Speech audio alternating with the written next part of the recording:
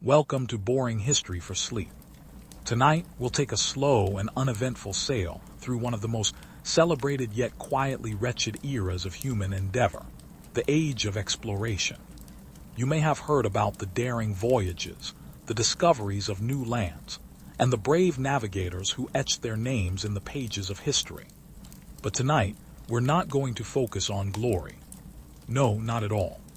We're going to rock gently on the waves and explore something far less dramatic, far more ordinary, and hopefully far more soporific.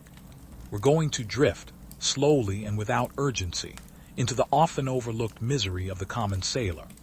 The men who weren't writing the maps, but rather hauling the sails. The ones who didn't discover continents, but instead lost their teeth to scurvy, or worse, simply faded into the endless gray horizon of salt water, splinters, and salt pork. So dim your lanterns, tuck into your hammock, and let the waves of monotony lull you to sleep as we begin our journey into why, in truth, being a sailor in the Age of Exploration was a long, uncomfortable, and deeply unpleasant affair. Let's start gently with context. The so-called Age of Exploration, also known by some as the Age of Discovery, roughly spanned the 15th to the 17th centuries. It was an era marked by European nations sending out ships to explore, and often exploit, vast stretches of the globe that were previously unknown to them. Think names like Vasco da Gama, Ferdinand Magellan, and Christopher Columbus. Yes, their voyages are carved in the stone of our history books. But for every Magellan, there were hundreds of nameless men below deck, cramped, sweating, underfed. Men who saw more of rats than they did of gold or glory. These were sailors, pressed into service or drawn by desperation, who endured months and years of life at sea under conditions you'd think twice about before tolerating even in a modern-day camping trip. Their story is rarely told and almost never glorified, which makes it perfect for a boring, slow, relaxing, sleep-friendly history. Before a voyage could even begin, a ship had to be staffed. And this, as it turns out, was often a miserable process from the very first moment. Naval recruiters, sometimes known as press gangs, would roam coastal towns looking for able-bodied men. And by looking for, we mean forcing into service. You didn't always get a choice. Some were lured in with promises of exotic lands, handsome pay, or honorable work. These promises, like many things in this era, were as flimsy as the sails in a sudden storm. In reality, wages were low if they came at all. Months would go by without payment, and sometimes when the voyage was over, the paymaster simply disappeared. Others were impressed, a quaint word that actually means abducted. Imagine you're walking along the docks, maybe going to buy a loaf of bread, and you wake up hours later, tied to a bunk below the deck of a ship now several miles from shore. That was the beginning of many a sailor's story. A story that wouldn't be printed in any heroic chronicle. Life aboard these vessels was, in a word, cramped. You might imagine a large wooden ship having plenty of room. But most of the space was devoted to cargo, provisions, weapons, or the officers' more comfortable quarters. The common sailor's space was barely large enough to lie down in, and if you were lucky, you had a hammock strung between two beams. If not, the damp floor would do. Imagine dozens of grown men living together in a dark, stinking hold. No ventilation, no privacy, no clean clothes, no clean anything, really. The stench, as one might predict, was legendary. Fresh water was scarce and carefully rationed. Washing was not a daily habit or even a weekly one. In fact, most sailors didn't bathe at all for months at a time.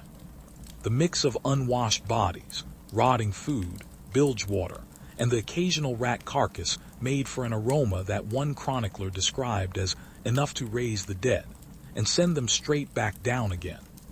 But don't worry, we'll go slowly. Let's not forget the food. Ah, yes, the sailor's diet. A thing of beauty if you happen to enjoy the culinary experience of gnawing on wooden shoes. But more on that in another part. For now, let's drift slowly through the ship's structure. The deck was where you worked. You might think of it as a wide open space where you could breathe fresh air and gaze out at the open sea. And in theory, that was true. In reality, it was a slippery, hot, or freezing platform of hard labor. You'd be climbing ropes, scrubbing planks, hauling sails, and doing it all in a brutal rhythm dictated by the unpredictable moods of the sea, or worse, the ship's captain. And the captain, dear listener, was often not a gentle soul. Command on board was absolute. A captain had full authority to administer punishment, ration food, change course, or even execute a man. This was law at sea, and it often meant terror for the sailors below. Officers, too, had little love for the common man. Discipline was maintained through beatings, threats, and the lash. You might find yourself tied to the mast and flogged for falling asleep on watch, speaking out of turn, or failing to swab the deck to someone's satisfaction. But that is still to come. Tonight, we're merely casting off from the dock. Imagine the faint creaking of the ropes, the gentle slosh of harbor water against the hull. Men aboard, confused or terrified, waving a last goodbye to the familiar shore, not knowing if they'd ever see it again. Some never did. The wind is picking up. The sails slowly rise. The ship groans into motion. And so begins a voyage not of discovery, but of discomfort.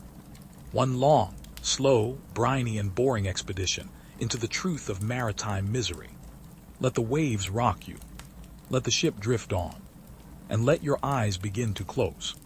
Let us gently descend now into the bowels of the ship, where light barely reaches, where the creaking of timbers becomes your constant lullaby, and where the daily life of a sailor unfolds in its full, miserable glory. We'll begin with the sleeping arrangements.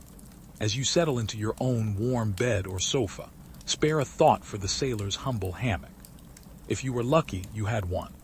If not, you lay wherever there was space. Hammocks were slung close together, shoulder to shoulder, in rows beneath the deck. Each man swayed in time with the ship, inches away from his neighbor. There was no privacy, no silence, and no comfort. The air was always damp. Salt clung to every surface. Rats skittered overhead and underfoot, bold and ever-present, especially when the food stores were full, or what passed for full. The smell was omnipresent. A mixture of mildew, sweat, unwashed fabric, wet wood, old rope, and on unfortunate days, vomit. The sea was rarely gentle, and seasickness was not reserved for the inexperienced. Even seasoned sailors found themselves clutching their stomachs during storms, heaving over the side when possible, or into buckets when not. And now we come to a topic central to misery, the food. When voyages began, the food was not too bad. Sailors might enjoy bread, cheese, salted meat, dried peas, and perhaps some fresh fruit for the first few days. But these things ran out quickly. Preserved food was the norm. One staple was hardtack, a biscuit in name only. A dry, hard, barely edible square made of flour and water, baked until all moisture and joy had been expelled. It had the consistency of stone. Some sailors reportedly softened it by soaking it in water, beer, or soup. Others simply broke their teeth. Worse, hardtack was rarely fresh. It often came crawling with weevils, small beetles that made their homes in the floury interior. Sailors would tap their biscuits to shake the bugs loose. Others didn't bother. A little extra protein. Salt pork was another mainstay. Heavily salted to keep it from rotting, although it still often did. It was boiled to soften it, sometimes with dried peas or beans. The fat floated on top like an oily film. The smell could be discouraging. And let's not forget the water. Fresh water was stored in barrels, and after weeks at sea, it was more of a soup than a beverage, full of algae, insects, and an earthy taste best left undescribed. Sometimes beer or wine was used instead, but alcohol supplies were limited and tightly controlled. To this daily diet of bland, often spoiled food and brackish water, sailors owed much of their declining health. And this brings us, slowly and with some foreboding, to one of the great horrors of seafaring life, scurvy. Scurvy is caused by a deficiency of vitamin C, which is found in fresh fruits and vegetables, precisely the kind of thing absent from a sailor's diet. The symptoms began subtly: fatigue, irritability, bleeding gums. Over time, the gums swelled grotesquely, teeth loosened and fell out, and old wounds mysteriously reopened. Your body, quite literally, began to unmake itself. By the time a solution was discovered, namely citrus fruits, countless sailors had succumbed to the slow, grisly wasting of scurvy.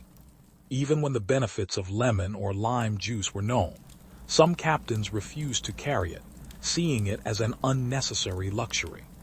Others diluted it so heavily, it lost all nutritional value. Beyond scurvy, there were other health concerns. Lice and fleas were constant companions. Infection was rampant. The smallest cut could fester, swell, and lead to fever. Amputations were done without anesthesia. Just a saw, a bit of cloth to bite down on, and a crewman to hold you still. There were no doctors on most ships, only a surgeon, whose tools were often reused without cleaning. If you needed surgery, it was already a very bad day. Now let us return to the deck, where weather ruled all. Storms at sea were not rare. Winds could rip sails. Waves could reach monstrous heights. Ships were small compared to the ocean, wooden toys bobbing helplessly in an endless expanse. During a storm, sailors worked non-stop, reefing sails, manning pumps, bailing water, tying lines. All while soaked to the bone, wind screaming in their ears, and sleep a distant memory. Falling overboard during a storm meant certain death. There were no life preservers, no lifeboats.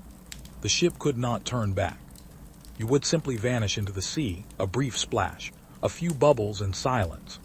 But even calm weather had its dangers. The sun baked the decks.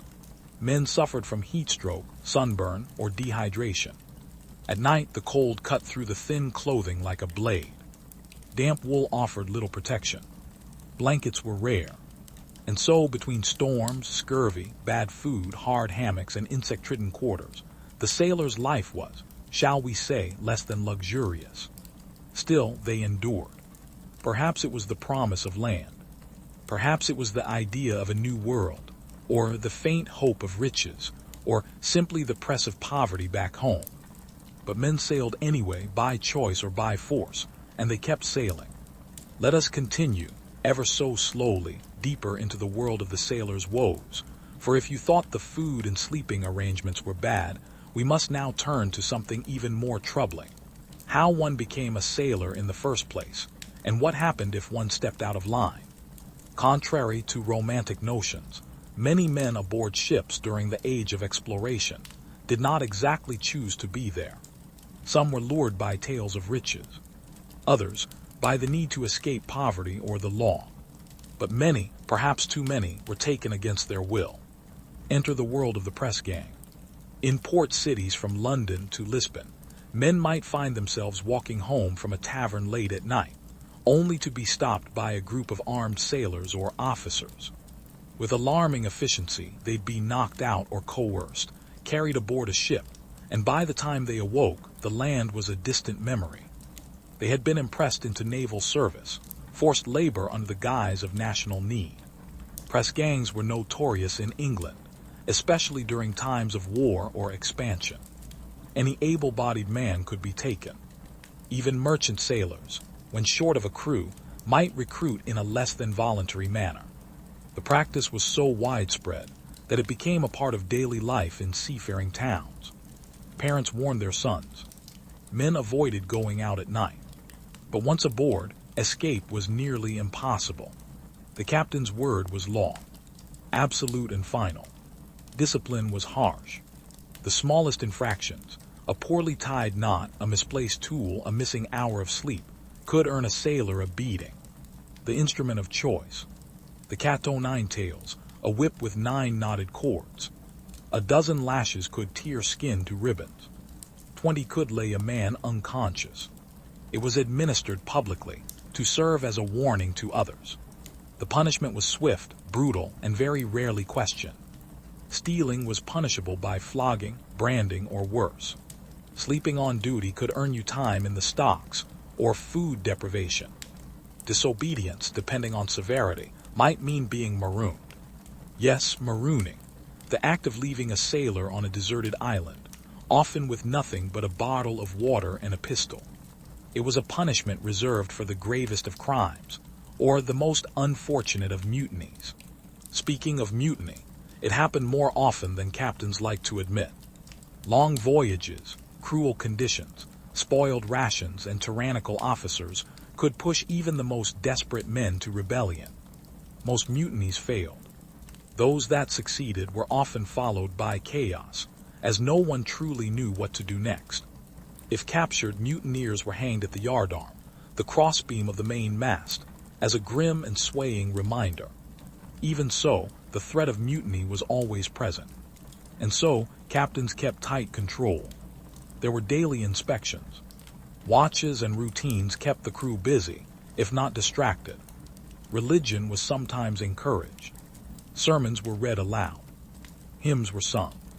But faith, for most, was as thin as the soup. Superstition, on the other hand, was deeply ingrained. Sailors were among the most superstitious men alive. Whistling was thought to summon storms. Women aboard ships were believed to bring bad luck, unless carved into the bow as figureheads. Cats, oddly enough, were welcome, especially black ones, thought to keep storms and rats away. Bananas were taboo.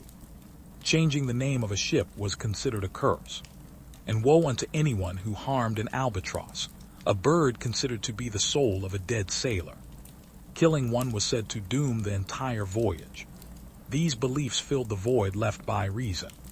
For in the endless blue of the open sea, logic was often the first thing to drift away. Let us pause here gently. Imagine being days or weeks into a voyage. The wind is dead. The sails hang limp. The ship is becalmed. The sun bakes the deck, but there is no progress. The ocean is flat, silent. The crew grows restless. Food runs low. Water goes stale. A sense of timelessness settles in, a drifting purgatory. No horizon changes. No seabird calls. Only the endless, featureless blue. Here, time loses its shape. Hours blur. Sleep is hard to find. Paranoia festers. Was that a shadow in the water? A distant sail? A sign of land? Or just another mirage? In this suspended world, punishment seems more real than rescue. Discipline becomes the only certainty. A harsh word. A crack of the whip. A shout from the crow's nest. Still the ship floats on. The days lengthen. The crew thins, sometimes from illness, sometimes from misfortune. And yet the sails stay hoisted. The routine continues. Rope work, deck scrubbing, gun drills, and more waiting. Always waiting. Back on shore, stories of glory and discovery might echo through taverns.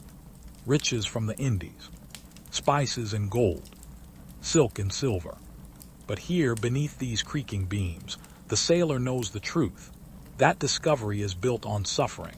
That exploration is soaked in brine, blood, and broken backs.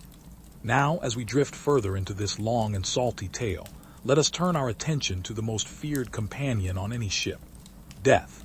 In the age of exploration, death was never far away. It traveled with the wind, clung to the ropes, and slipped quietly into the hammocks at night. It was in the food, the water, the wounds, the air. And most of all, it was in the disease. Let's begin with some of the most notorious. We've already met scurvy, that slow, creeping disintegration of the body due to lack of vitamin C. But it had plenty of company. Typhus, often called ship fever, was a common killer. It spread rapidly in crowded, unsanitary conditions, which happened to describe most ships perfectly. Lice transmitted the disease, and once it took hold, symptoms were horrific. High fever, chills, a rash, delirium. The death rate was high, especially when there was no one healthy enough to care for the sick. Dysentery, or the bloody flux, was another regular visitor.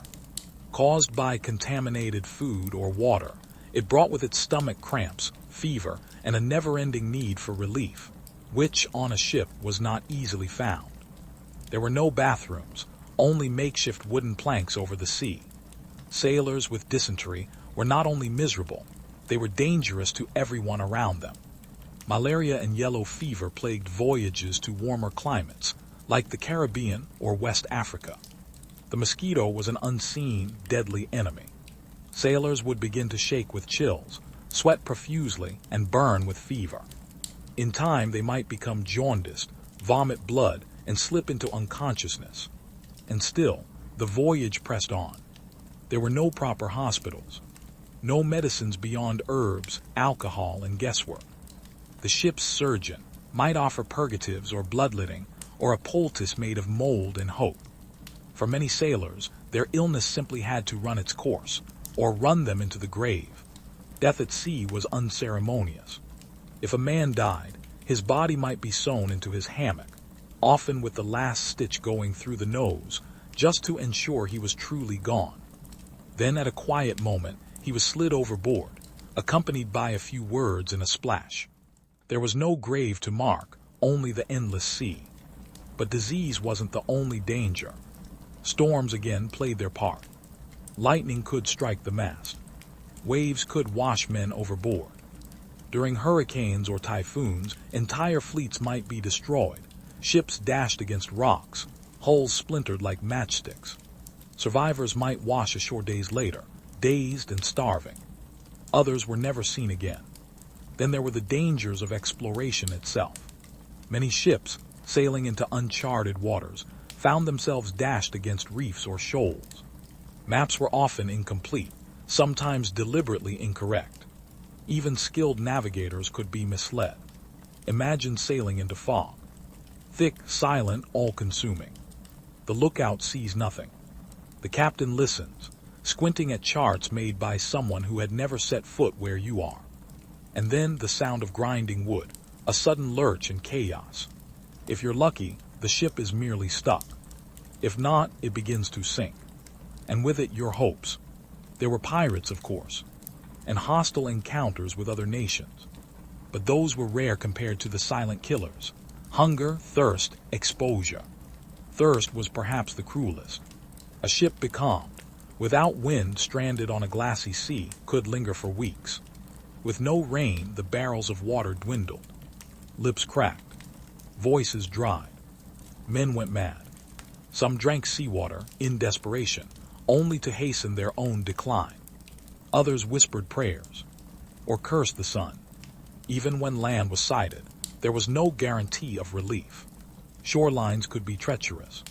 Natives might be hostile, and with good reason, given the behavior of many explorers. Fresh water might not be found, and even if it was, disease or injury might follow. Yet the voyages continued. Why? What drove men to risk so much for so little?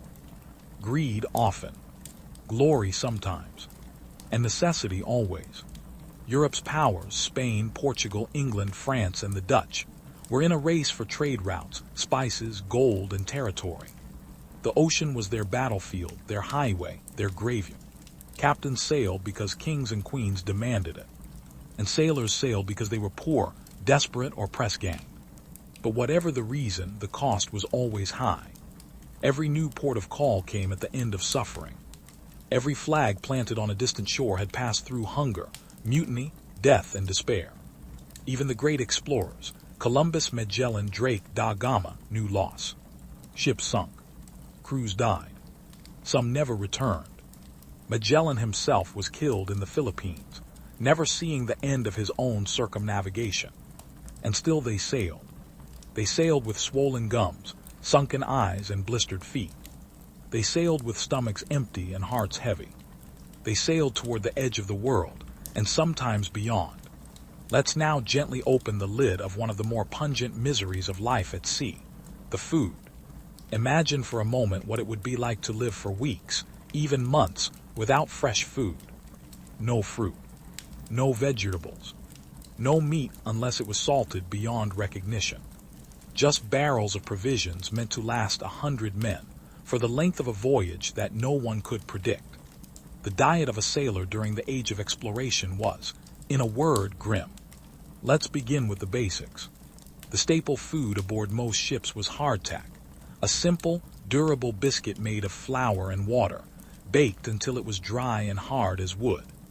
And that is not an exaggeration. Sailors sometimes had to break it with the butt of a knife, or soak it in water or rum just to bite into it. Over time, hardtack would become infested with weevils, small beetle-like insects that would wriggle out when the biscuit was broken open. Sailors, with weary resignation, simply tapped the biscuits on the table to knock out as many weevils as possible before eating them. Protein, some joked. Then there was salted meat, usually beef or pork, preserved in heavy barrels of salt brine.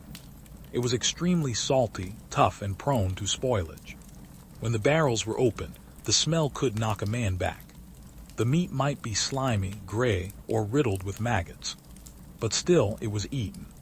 Hunger left little room for preference. Dried peas and beans were also common. They had to be soaked and boiled, often in seawater, which only added to the salt intake. These meals were meager, often lacking flavor, and over time, sailors became dangerously malnourished. There was also cheese, or at least something called cheese, packed into barrels and often moldy. It was hard to tell whether the mold was dangerous or not. Sailors often just cut around the worst bits. And when all else failed, there was grog, a mix of water and rum. Rum was precious and often given in rations. Mixed with water, it made the questionable liquid slightly more bearable and boosted morale. Some captains, however, forbade alcohol, believing it led to fights and disorder. Others encouraged it, using it to placate restless men. Fresh food was a rare treat. If the ship was near land, fresh fruit or animals might be brought aboard. Chickens were sometimes kept for eggs, pigs for meat. But these supplies quickly ran out or died during storms. And the water. Oh, the water. Stored in wooden barrels, water quickly became stale and foul. Without refrigeration or proper sealing, it grew algae, hosted worms, and developed a sour, putrid taste. Sailors would hold their noses and drink fast. They had no choice. Dehydration was a constant threat. Despite being surrounded by water, none of it was drinkable. Desperate sailors might sip rainwater caught in sails, or lick dew from ropes. Food poisoning and stomach issues were routine. Vomiting, diarrhea, and cramps were seen as part of the voyage. There were no doctors, no relief, just the hope that the illness would pass. Yet even amidst all this misery, meal times were important. They gave sailors a break, a sense of rhythm to the day. Eating together, even if the meal was horrible, was a way to connect, to joke, to momentarily forget the storms, the rats, and the distance from home. On some ships, meals were cooked in a galley, a small, fire-safe cooking area with an iron stove or open flame. But during storms, cooking was impossible. Men ate cold food, or not at all. And not every ship even had a proper galley. On smaller vessels, food might be eaten cold or raw, or warmed in simple pots over risky open flames. As for luxury, forget it. Officers sometimes had better rations, but even they suffered. Spices were rare. Fresh fruits were non-existent. A lemon or an orange was worth its weight in gold, not for flavor, but for preventing scurvy. And here's the cruelest part. Many of the diseases that plagued sailors, like scurvy, could have been prevented with fresh food. They didn't know it at the time. The link between nutrition and health was not well understood. Some captains observed that certain foods helped, but there was no standardized practice. So men died slowly from lack of nutrients, all while eating daily the same rancid meat, the same maggot-filled biscuits, and drinking the same green-tinged water. Yet the food kept coming, not because it was good, but because it was there. The quartermaster doled it out. The cook boiled or burned it. The men ate it or didn't. And life went on. Perhaps now, as you lie in your bed, your stomach full, your kitchen not far away, you feel a little more grateful. No biscuits with beetles. No slimy pork. No grog made with wormy water. Just peace. Just rest. Let the rocking of the imaginary ship fade. Let the sounds of spoons clinking against wooden bowls fade into the night. Let the darkness take you, not into a storm but into sleep. The sea for now is calm. You are safe on the shore of your dreams. As the slow creak of the ship carries you across the sea of sleep, we now come to the terrible toll the voyage took on the sailor's body. The age of exploration was not just an era of mapping coastlines and discovering continents. It was also a time of suffering, disease, and slow decline. One of the worst afflictions a sailor could suffer from was scurvy. Scurvy is caused by a deficiency of vitamin C, an essential nutrient found in citrus fruits and fresh vegetables, foods utterly absent from the typical sailor's diet. At first, the symptoms seem small. A sailor might notice bleeding gums or loose teeth. Then fatigue would set in, so profound that lifting a coil of rope felt like lifting an anchor. The next stage was more terrifying. Old wounds reopened, and the skin turned dark and spotted. Joints swelled. Muscles shrank. The body, lacking the necessary tools to repair itself, simply began to fall apart. In advanced stages, internal bleeding occurred. The sailor might become delirious, weak, unable to rise from his hammock. And then in silence he would die. The worst part, the disease was completely preventable. Even as early as the 1600s, some explorers had noticed that sailors who ate oranges, lemons, or fresh greens recovered. Yet this knowledge was slow to spread. Many captains thought scurvy was caused by bad air, laziness, or divine punishment. And so it continued, voyage after voyage. Some ships might carry pickled cabbage or citrus juice, but without proper storage, these too would spoil. Beyond scurvy, sailors faced a host of other ailments. Dysentery, caused by unsanitary conditions and contaminated food and water, was common. It brought with it fevers, stomach cramps, and relentless diarrhea, deadly in an age with no rehydration or real medical treatment. Typhus, spread by lice in filthy hammocks and unwashed clothes, caused rashes, fever, and mental confusion. A man might become violent or hallucinate, tearing at his skin before collapsing. Pneumonia, brought on by the cold and damp air, often struck down sailors who already had weakened bodies. A persistent cough could turn into something much worse. There were also the hazards of injury. A sailor might fall from the rigging, or have his hand crushed by a shifting barrel. Broken bones were rarely set properly. Infections were common. There were no antibiotics, no sterile bandages, no morphine. Amputations, when performed, were done without anesthesia.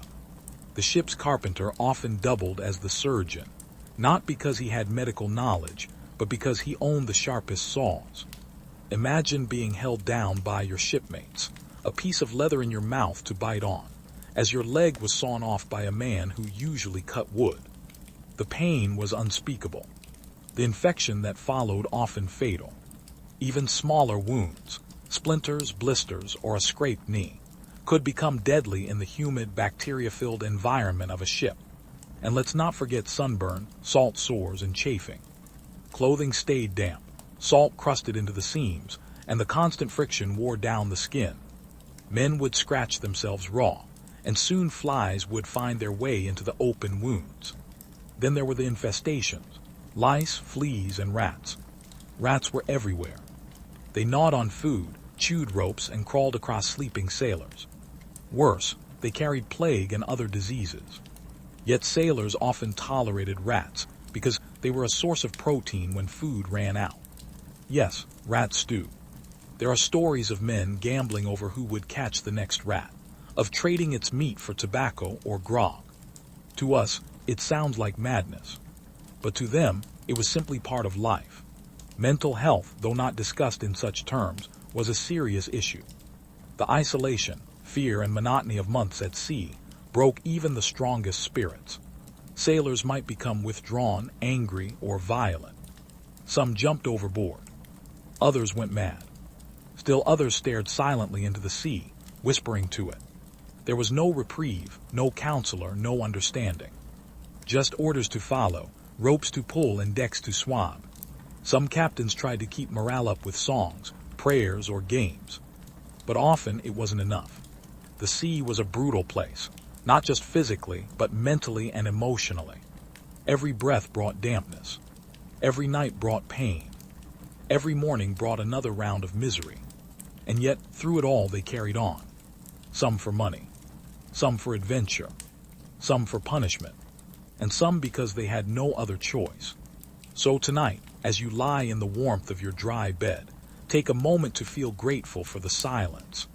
No rats, no lice, no bleeding gums, no surgeon with a carpenter's saw. Only rest, only peace. The sea is behind you.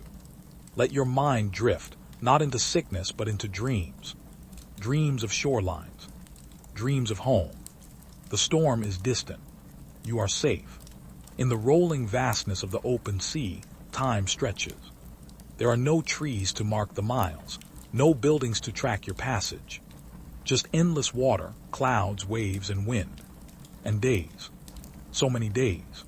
Sailors in the age of exploration lived with a constant and crushing sense of monotony. While storms and duties could make life frantic, in between these moments came long, dull stretches of time. There were no books for most sailors. Literacy was rare among common crew members. There were no clocks aside from the ship's hourglass, and no news beyond rumor. No letters. No music other than what could be sung, or tapped out with makeshift instruments. There was nothing to look at. Nothing to explore while adrift for weeks between ports. It's hard to appreciate how truly slow time passed on a wooden vessel drifting across the Atlantic, or the Indian Ocean, or the uncharted Pacific. Days were measured in bells, the ringing of the ship's bell every half hour. 8 bells marked the end of a 4-hour watch. That was how you told time. 1 bell, 2 bells, 3, until the cycle began again. 4 hours on duty, 4 hours off, day and night. The watches rotated in an attempt to share the load, but this rhythm was exhausting and disorienting. Sailors frequently lost their sense of time altogether. Was it Monday? Was it Thursday? It didn't really matter. The sameness of each day led to a sort of waking dream, a fog of the mind. Between tasks, sailors might lean on the rail and stare out at the endless blue. Days blurred, and boredom like rot crept in slowly. There were a few small pleasures. Men carved bits of wood into trinkets, played dice with stones or animal bones, or tied elaborate knots for fun. Some told stories, long, exaggerated tales of sea monsters and sirens, of ports filled with gold, or of mysterious islands with fountains of youth. Superstitions were shared like heirlooms. Whistling on deck was said to call the wind, or worse, a storm. Killing an albatross was believed to curse the entire voyage. Sailors crossed themselves when passing certain headlands, or threw coins into the sea for luck. Humor was dark and sharp, often cruel. Nicknames were given that stuck for life. Practical jokes were common, sometimes harmless, sometimes not. And yet beneath it all was a gnawing emptiness, life without change. Storms at least brought action, but calm seas brought a different kind of dread. When there was no wind, ships sat motionless. Days could pass without progress. The sails hung limp. The sun beat down relentlessly. Water supplies dwindled. Tempers flared. In such moments, even silence became oppressive. The crew would lie on the decks, shirtless, thirsty, waiting for a breeze that might never come. Men might grow despondent, or paranoid, or restless to the point of violence. Fights broke out. Gambling became more aggressive. Accusations of theft or laziness turned into brawls. In some cases, desperate and sun-maddened sailors simply jumped overboard, hoping for land where there was none. To cope, many turned to grog. A cup of watered-down rum might dull the senses, might make the days go a little faster. And still, the horizon remained the same. It's easy to forget how small the world felt back then, not in terms of geography, but in terms of experience. To a sailor aboard a carrack or caravel, the ship itself was the world. It was everything: home, prison, workplace, and grave. It had no windows to the outside world, except for the endless sky above and the endless sea below. and even dreams became repetitive. Sailors dreamed of land, of their mothers, of bread and fresh water, of grass underfoot. They dreamed of touching a tree, of sitting in a dry chair. And then each morning they woke up to the creak of the hull and the call to rise. Another day, another 4-hour shift, no change in sight. So as you lie in your room, surrounded by quiet walls and soft pillows, understand how blessed you are to have boredom with options. You can turn a page, listen to a song, step outside. They could not. To them, the sea was both a marvel and a curse. It stretched on forever. And in that forever they waited. For wind, for land, for sleep. Let us now drift further into the shadows of the wooden decks, where discipline ruled as absolutely as the captain. The sea was lawless, but the ship was not. And on board, punishment was swift, severe, and often public. During the age of exploration, the idea of human rights was still centuries away. The captain's authority was virtually absolute. He was judge, jury, and on some occasions, executioner. Sailors lived under strict rules. Any disobedience, any laziness, any sign of defiance could result in harsh discipline. Sometimes the punishment was written into the ship's articles. Sometimes it came from the captain's personal sense of justice. One of the most infamous punishments was flogging. A sailor found guilty of an offense, stealing food, failing to perform his duties, or disrespecting an officer, would be tied to the mainmast or stretched out on a grating. His shirt was removed. Then, with the crew assembled to watch, he was whipped across the back with a cat's o' nine tails, a brutal whip made of 9 knotted cords, each capable of tearing the skin. The number of lashes varied. Some men passed out. Others begged for death. Blood ran down their backs, soaking the deck. And still the work went on. Flogging was so common it was often scheduled after breakfast, like a grim ritual. But there were worse punishments. Keel hauling, though rare, was legendary in its cruelty. The sailor was tied with ropes and dragged beneath the hull of the ship, either from one side to the other or from bow to stern. Barnacles on the hull could slice a man open. If he wasn't torn apart, he might drown. Even survivors were left with infections and scars for life. Then there was mast heading, being forced to climb the tallest mast and stay there for hours, sometimes in storms, sometimes with no food. It was a test of endurance and humiliation. Iron collars, stocks, and shackles were used as well. A sailor might be chained to the deck in the blazing sun or pouring rain for days. Food was withheld. Water was denied. Sometimes sailors were forced to run the gauntlet, walking between 2 lines of their shipmates, each of whom struck them with ropes, sticks, or fists. Even minor offenses could result in brutal beatings. All of this was designed not only to punish, but to remind the rest of the crew. Obedience was survival. Mutiny was the great fear of every captain. With no police, no army, and no escape, the captain relied on fear to maintain control. If order broke down at sea, it was chaos. And so punishment was public, swift, humiliating, painful. Even accusations of sorcery, heresy, or ill omens could lead to punishment, especially when things were going badly. A sailor might be blamed for a storm, or for a run of bad luck. He might be thrown overboard. Or worse, left behind on a deserted island with a bottle of water and a loaf of bread. Sometimes the crew took matters into their own hands. A disliked officer or a tyrannical boatswain might mysteriously disappear over the rail one night. And yet, many captains were feared more than loved. Some maintained discipline with words and reason. Others used violence and terror. A few became legends for their cruelty. Others for their fairness. But no sailor ever forgot the sound of the whip, the way silence fell before it, the way the deck echoed with the cries of their fellow men. There was no comfort, no appeal, no review. Even death did not spare you from discipline. A man who died at sea might be sewn into his hammock, a cannonball at his feet, and buried with little ceremony. But if he had broken the rules before dying, his name might be cursed as the canvas slipped into the sea. The ship was a floating society with no escape. And so the law was carved into the planks with pain. Now, as you lie safe, unchained and untouched by lash or chain, you can release the tension of these old terrors. No one waits to judge you. No punishment looms. You are free. You are still. Let the sounds of the imagined sea drift past you like clouds. Let the memories of harsh voices fade into nothing. You are not under watch. You are not at fault. Sleep comes now like a gentle tide, with no orders shouted and no lashes falling. Only breath. Only quiet. Only rest.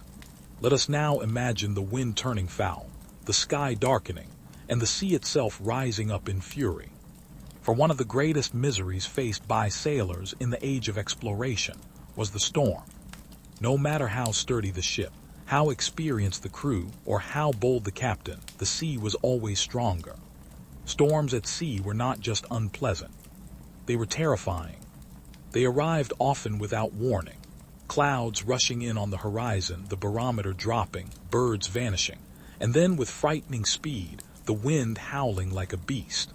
Sails had to be hauled in, ropes secured, barrels lashed. The ship would groan and creak, timbers straining as waves the size of buildings crashed against it. Water poured over the deck. Men were flung across the planks, drenched, clinging to rigging and masts. The rain stung like knives. The wind screamed in your ears. And in the chaos, the greatest danger, being swept overboard. One slip, one rope torn loose, one misstep, and you could be gone. There were no life jackets, no rescue boats. Once you hit the water, you were at the mercy of the sea. And the sea, cold and vast, showed no mercy. You might scream. You might wave. But the ship would vanish into the waves, and you would vanish with it. For those who remained on board, the fear was only beginning. The ship itself might not survive. Lightning struck masts. Waves tore sails. Water rushed into the lower decks. Pumps worked day and night, but if the leak was too great, it was over. Sailors whispered prayers in the darkness.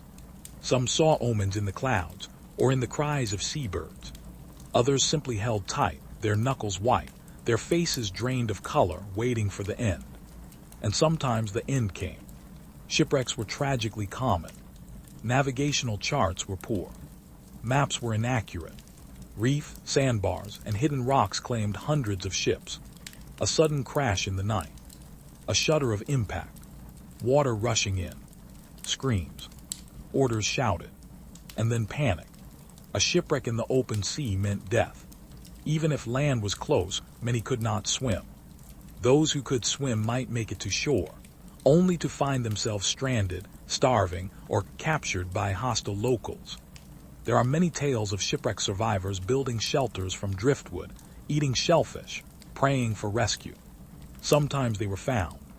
Sometimes they simply disappeared. But even surviving a wreck brought no peace. The trauma stayed with sailors for life. They dreamed of the sound of the hull breaking, of the freezing water swallowing their ship. They lived with a new fear. And yet they still returned to sea, because there was no other life. Some were driven by duty, others by desperation, and some simply had no choice. The sea took many, but it gave nothing back. It did not grieve for the lost. It did not pause for the dead. The next wave always came. And yet in the quiet moments after a storm, when the sky cleared and the sea calmed, there was a strange peace. Survivors would sit on deck, silent, wrapped in wet blankets, staring at the horizon. Some cried, some prayed, and some simply stared. It was over for now. But the sea was never done. The next storm was always waiting. So tonight, as you lie safe and dry, with no ocean beneath you and no wind howling at your door, let go of the fear. There is no storm here, no ship to wreck, no deep to swallow you. Only calm, only warmth, only rest. Let your breath rise and fall like gentle waves. Let the memory of storms fade like thunder into the distance. There is no danger now, only sleep, only dreams, only peace. As the ship sails on, let us now descend below the deck, into the darkness where most sailors slept, if it can even be called that. Here in the belly of the wooden vessel was a world not of adventure, but of infestation. The lower decks were damp dim, and rank with the smell of sweat, mold, rot, and oil. There was no fresh air. The ceilings were low, forcing most men to stoop or crouch as they moved. Candles or oil lanterns provided the only light, and even those were few, sparingly used lest they start a fire or waste precious fuel. But what truly made this place a misery were the creatures that lived within it. First, there were the rats. Rats were a constant presence aboard ships in the age of exploration. They came aboard hidden in barrels, crates, and bundles of food. Once aboard, they bred rapidly in the warmth and darkness of the hold. They lived among the cargo, beneath the planks, and in the sailors' own bedding. Rats chewed through sacks of grain and ate the hardtack biscuits. They scurried over sleeping men's faces at night. They squeaked in the walls. They gnawed on ropes, and sometimes they bit. Some sailors viewed them as pests to be killed. Others grew strangely fond of them, keeping the friendlier ones as pets or mascots. In either case, there was no way to rid the ship of them. Then came the cockroaches.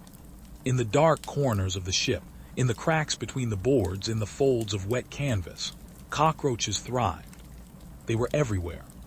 In the galley, in the food barrels, in the sailors' clothing and bedding. They would crawl into mouths at night, scuttle across hands and feet, lay eggs in the wood.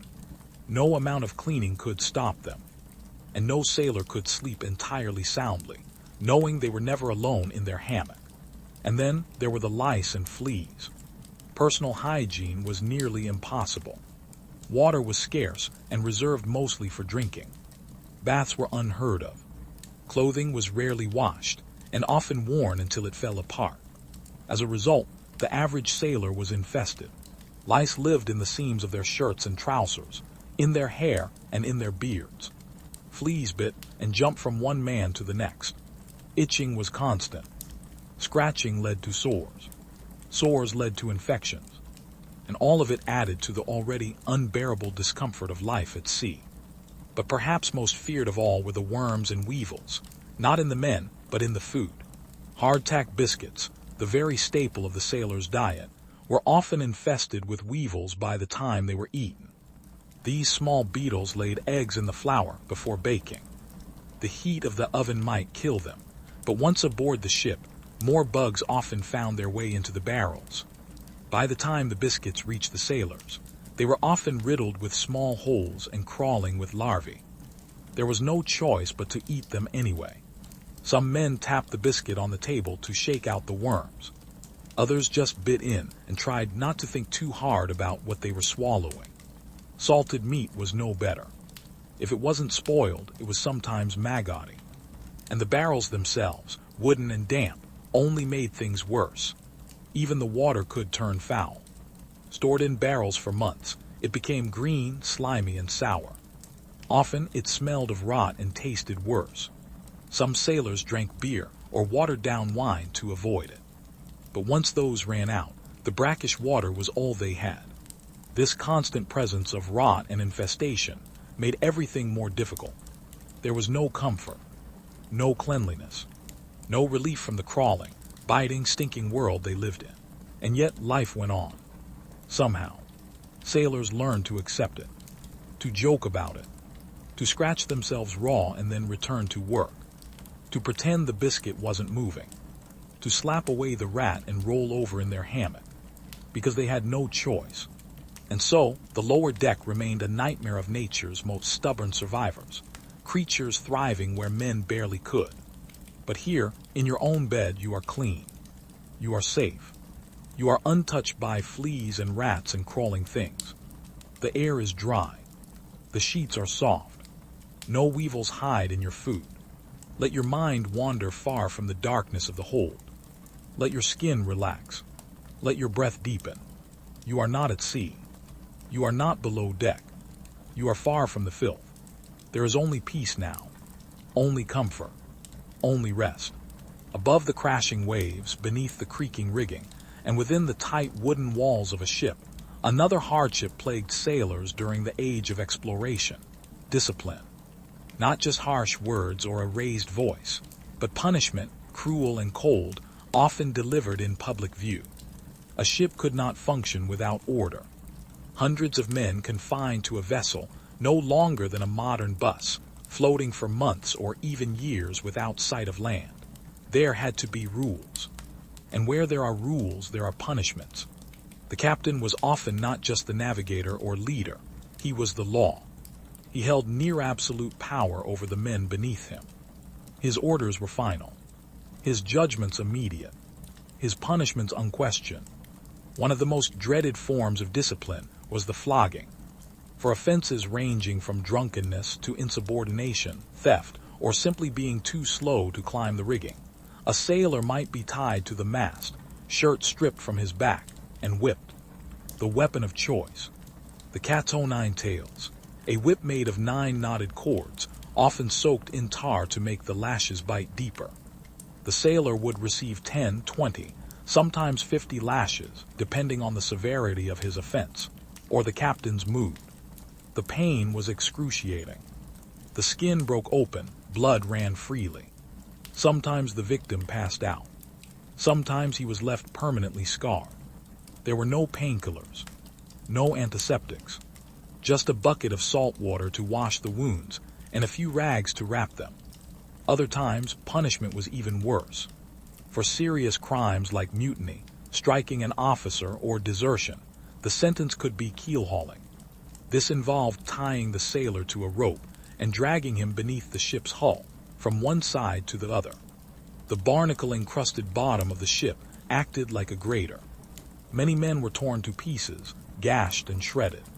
Some drowned before reaching the other side. Others emerged unconscious, bloody and broken. Though rare, keel-hauling was used as a terrifying example of what happened to the defiant. More common were duckings, where a man would be repeatedly plunged into the sea from a rope, or masthead punishments, where offenders were sent to sit at the very top of the mast, exposed to wind and sun for hours, sometimes even days. But even without formal punishments, violence was a fact of life. Petty officers might strike the men with belaying pins or rope ends. Fights broke out in the cramped quarters below deck.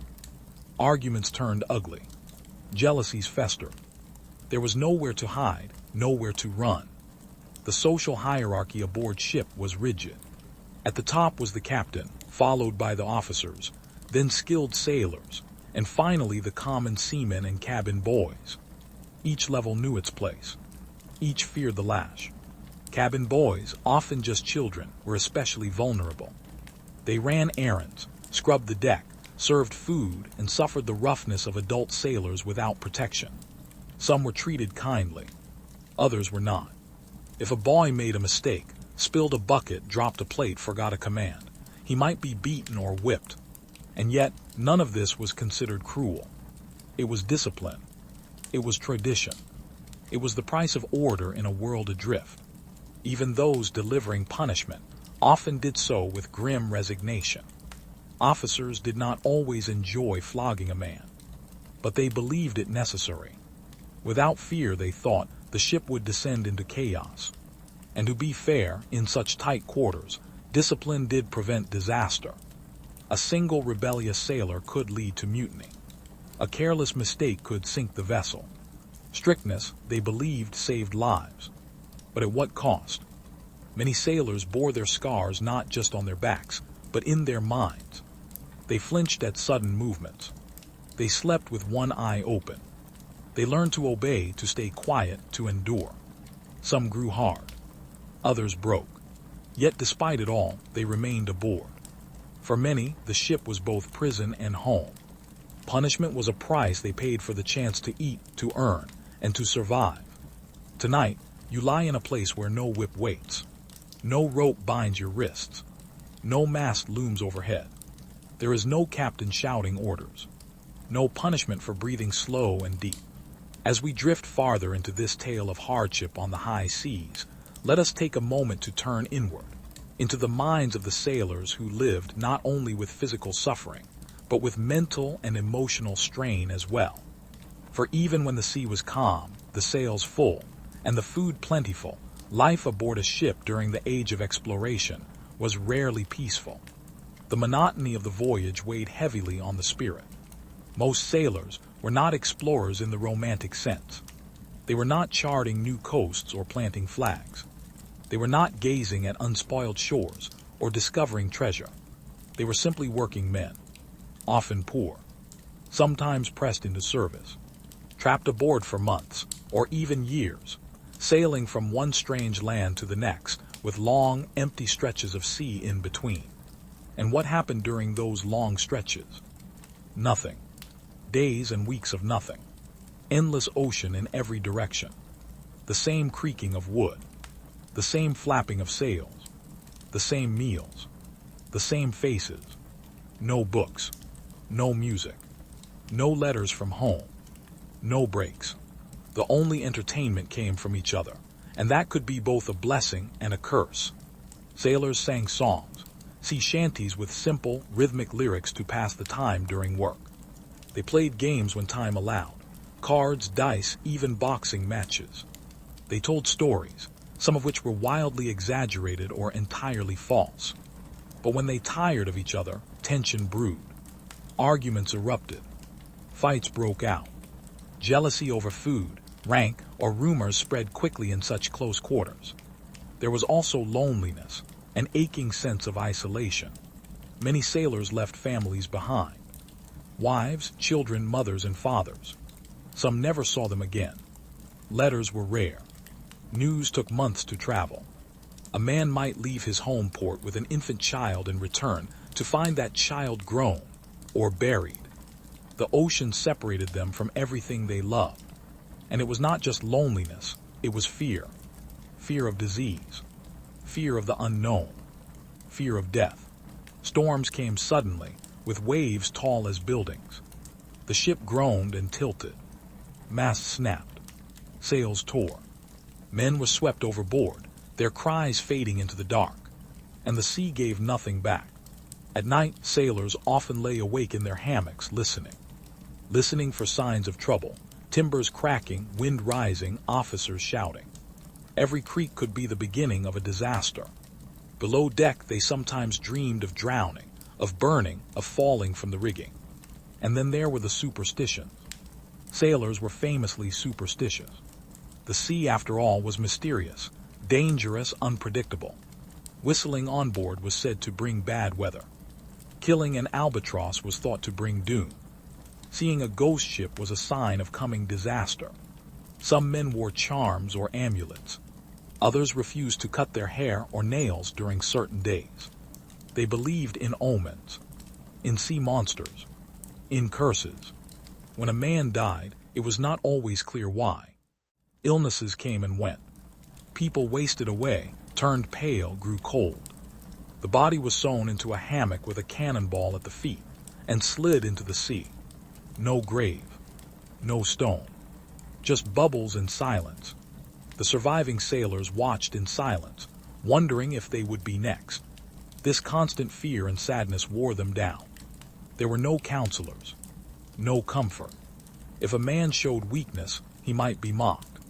If he cried, he did so quietly. If he broke down, he kept it to himself. Mental illness was not understood nor treated. It was hidden. Some men coped by drinking when they could. Others prayed. Others laughed too loudly and fought too often. Some simply went numb. And yet the voyage continued. Morning after morning the bell rang. The watch changed. The sails adjusted. No matter the grief in their hearts, the fear in their chests, or the fatigue in their bones, the sailors worked. Because they had to. And slowly the sea changed them. They became part of the ship, salt-stained, weathered, and hard. Their laughter grew hollow. Their gazes more distant. They were no longer from anywhere. No longer heading toward anything. They just were. Let's now turn to a unique kind of misery, a subtle but ever-present anxiety, not knowing where you were. Because during the age of exploration, navigation was not a science. It was an art, a gamble, a hopeful guess guided by incomplete tools and uncertain skies. Modern travelers rely on GPS, satellite signals, maps drawn with mathematical precision. But in the 15th, 16th, and 17th centuries, navigation was far more primitive and error-prone. Imagine you are a sailor standing on the deck, looking out at a world where the only landmarks are the sun, the stars, and the waves. You are thousands of miles from home. You do not know exactly where you are. You do not know when, or even if, you will reach your destination. And your captain, he might not know either. The tools of the trade were few: the compass, the astrolabe, the cross-staff, and later the sextant. These could tell you your latitude, your position north or south of the equator, by measuring the angle of the sun or stars above the horizon. But longitude, your position east or west, remained elusive. Without accurate timekeeping, it was impossible to measure longitude precisely. It wasn't until the invention of the marine chronometer in the 18th century that sailors could reliably know how far east or west they had traveled. Before that, it was guesswork. They tried to estimate speed by throwing a piece of wood off the ship's side and timing how long it took to pass the length of the hull, a process known as heaving the log. The word knot, meaning nautical miles per hour, comes from this method. The rope had knots tied at regular intervals. The result was an approximation of speed, and thus distance traveled. But any change in current, wind, or steering would throw that estimate off. And slowly, day by day, error piled upon error. Captains kept logbooks, recording headings, wind patterns, sightings of land or birds. But these were often vague or incorrect. Charts were outdated or incomplete. Coastlines were drawn by hand, sometimes based on rumors or imagination. Entire islands appeared on maps that did not exist, and real islands were missed entirely. Some ships thought they were heading toward one coast and landed hundreds of miles away. Others sailed past valuable landfalls without knowing they were near. Many sailors died not from storms or disease, but from being lost. Sometimes they ran aground on reefs or shoals in unknown waters. Sometimes they missed their resupply points, or drifted too far into the doldrums, where wind abandoned them. Food ran out. Water ran out. Morale broke, and so did the men. There are tales of ships circling the same stretch of ocean for weeks, hoping for a sight of land. Or worse, thinking they were near safety, only to find more endless sea. And when land was finally found, another kind of danger loomed. Was it friendly or hostile? A misjudgment of location could lead to attack, arrest, or death. Sailors were trained to look for signs. Birds meant land. Clouds that stayed in one spot could mean an island below. The color of the water changed near shallows. The smell of salt gave way to the scent of earth. But these signs were unreliable. Nature gave hints, but not answers. And above all, the sailor was not in control. He depended on the captain's decisions, the navigator's guesses, the sky's cooperation. If they were wrong, if the stars were hidden by clouds, or the instruments failed, or the sea played tricks, he suffered. Many ships disappeared without a trace, vanished into storms, ice, or fog. Lost at sea, their crews gone, their fate unknown. And still, men boarded ships again and again. Despite the risks, despite the fear, they sailed into the blue vastness with nothing but ropes, sails, and faith. That somewhere out there was land. That somewhere a coastline would appear on the horizon. That maybe, just maybe, they'd make it home again. As our journey drifts further, let us consider another trial sailors faced, stepping onto strange shores. The age of exploration is often romanticized as a time of adventure and discovery. Men crossing great oceans, planting flags in distant lands, meeting new peoples, and returning with gold and glory. But for the common sailor, this was not the case. He did not arrive as a conqueror or explorer. He arrived as labor, hungry, tired, filthy, and unsure what waited beyond the tree line of some unfamiliar coast. To the sailor, a new land was not a map to draw or a kingdom to claim. It was a threat, a mystery, a test. Would the people be friendly? Would they understand a single word he said? Would they offer water and food, or draw bows and spears? In the 16th and 17th centuries, maps were incomplete. Many coastlines had no names. The sailor's first view of a new land was from a creaking deck, through salt-stained eyes, under the orders of officers just as ignorant as they were. Sometimes they were sent ashore to explore, often with weapons, always with caution. What they found varied. In some places they were met by local inhabitants, curious, cautious, or fearful. Sometimes trade was possible. Sometimes gifts were exchanged, beads, cloth, metal tools. The sailors offered mirrors and nails. The locals might offer fruit, water, or animals. But other times the landing ended in violence. Misunderstandings led to fear. Fear led to conflict. Language barriers, cultural differences, even gestures could spark fatal consequences. A laugh misunderstood as mockery. A gift mistaken for an insult. A movement seen as a threat. And the sailor, already exhausted, underfed, and anxious, was rarely prepared to navigate such delicate situations. His orders were simple: follow the officer, obey commands, be ready for anything. That anything might be a peaceful exchange, or an ambush. Even peaceful landings held dangers. The new land might bring disease. European sailors often brought sicknesses with them: smallpox, influenza, measles, that devastated native populations. But they also caught new diseases themselves: malaria, yellow fever, unknown fevers that caused hallucinations, bleeding, or sudden death. They might step off the ship only to find themselves in a place teeming with biting insects, poisonous plants, or aggressive wildlife. There were stories of men bitten by snakes they had never seen, collapsing within minutes. Stories of men drinking from rivers, only to die days later from parasites they could not name. Even the vegetation could be hostile: sharp thorns, stinging nettles, fruit that looked delicious but caused sickness. And if the sailor wandered too far, if he became separated from his party or sent on a side mission, he might never return. Some were captured. Others got lost. Still others disappeared without explanation, their fate a mystery whispered among the crew. Their names were written in the logbook. Their hammocks passed to the next recruit. Back aboard ship, rumors flew. Some said ghosts haunted those coasts. Others spoke of curses, spirits, or jungle gods. Fear of the unknown shaped sailor lore. Some men preferred to stay aboard, even with the cramped quarters and foul air. Others volunteered eagerly, hoping for fresh food or adventure. Most just obeyed, because they had no choice. Whether it was the coast of Africa, the jungles of South America, the shores of the Caribbean, or the icy reaches of the North, the story was the same: mystery, tension, survival. Every beach could be their last. Every tree could hide danger.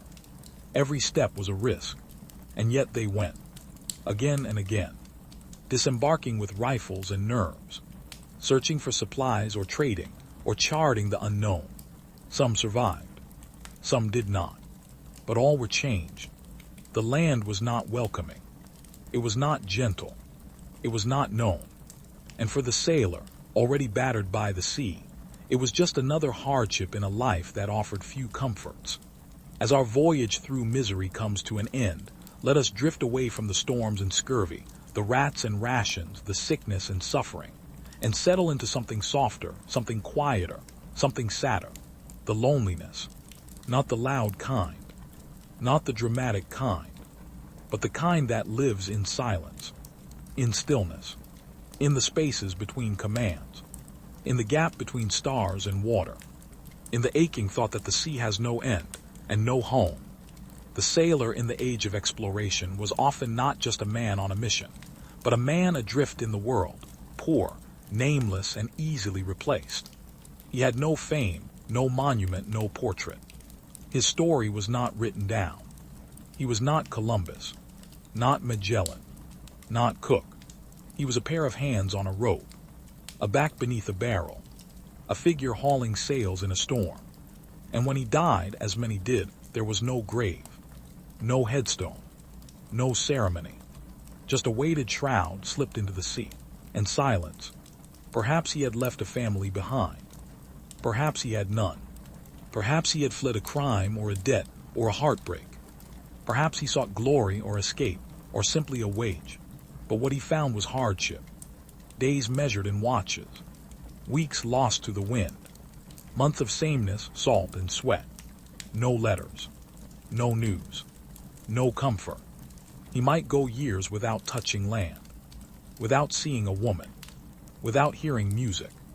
Without holding anything that wasn't wet, wooden, or rotting. And as time passed, the sailor often lost track of who he had been. His accent changed. His memories faded. His past felt like a dream.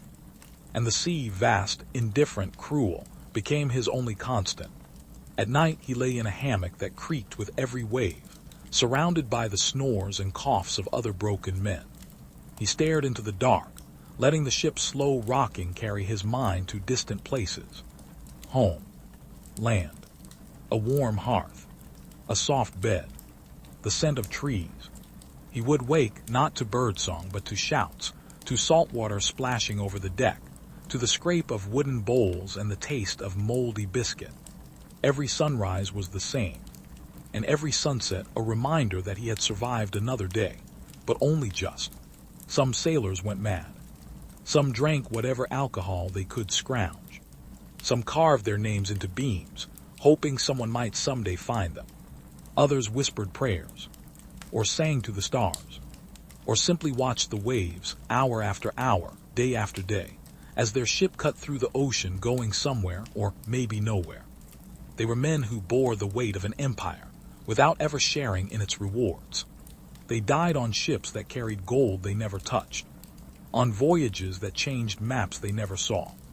They fed the engines of history and exploration, and were forgotten by both. But tonight we remember them. The nameless sailor, the weary deckhand, the young boy who lied about his age to escape poverty, only to find hardship, the man who sailed around the world, only to be buried by it. Tonight, as you close your eyes, think not of kings or captains. Think of the ones who lived in the shadows of their glory, the ones who hoisted the sails, who scraped the barnacles, who baled the water, who climbed the rigging in storms so fierce they could not breathe. Think of the ones who had no voice, only calloused hands and silent endurance, and let that thought carry you gently into sleep. No sails to hoist, no deck to scrub, no storm to brace against, only calm, only the gentle rocking of the world as it softens and fades. You are not a forgotten sailor. You are safe. You are warm. You are home. And now your voyage is done. Sleep.